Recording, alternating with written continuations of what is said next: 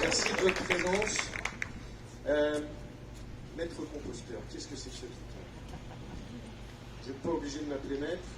Je vais raconter l'histoire justement du petit garçon qui, quand il était jeune, allait chez ses grands-parents pour leur filer un coup de main, pour jardiner, s'occuper du jardin, qui a appris des choses, qui a découvert énormément d'aspects de la vie biologique et de la vie en général. Et puis ensuite, il s'est un petit peu promené à droite à gauche. À l'école, il était bon en études de langue.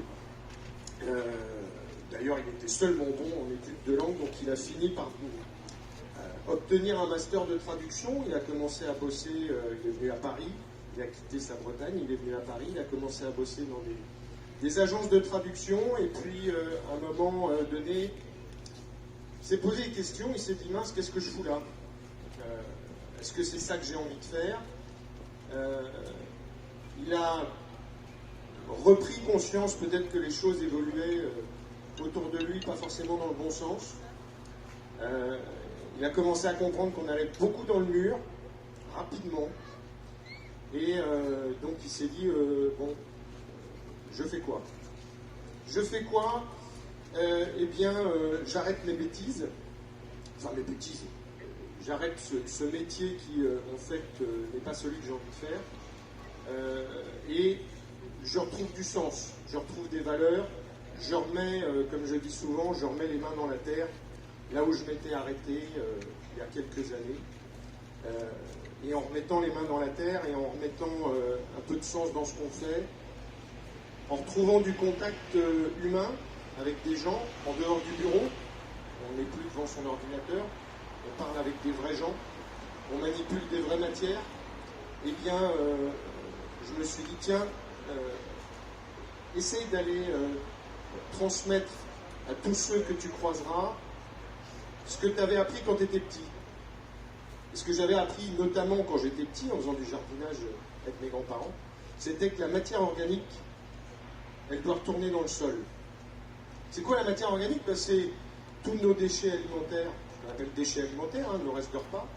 C'est toutes les matières qu'on a dans nos jardins, dans nos espaces verts, vous savez, tout ce que la nature fait pousser et qui nous nourrit tous les jours, parce qu'on oublie un petit peu que les tomates ne poussent pas au supermarché, hein, que c'est le sol et la nature qui nous donnent à manger.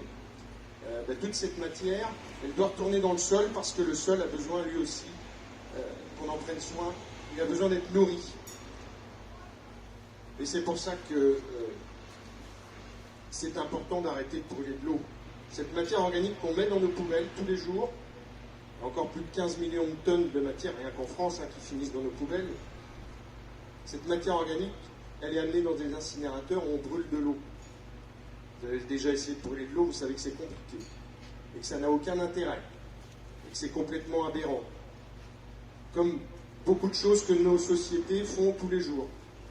Donc, on essaye d'expliquer maintenant et d'accompagner un maximum de gens vers cette prise de conscience, d'une part, et puis vers des actions qui permettent de changer un peu les choses, d'autre part. Voilà.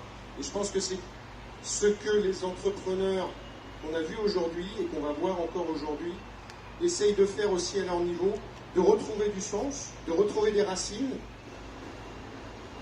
et de transmettre leurs valeurs à tous ceux qui voudront bien les écouter. Donc merci d'avance de les applaudir et de les encourager, de les accompagner.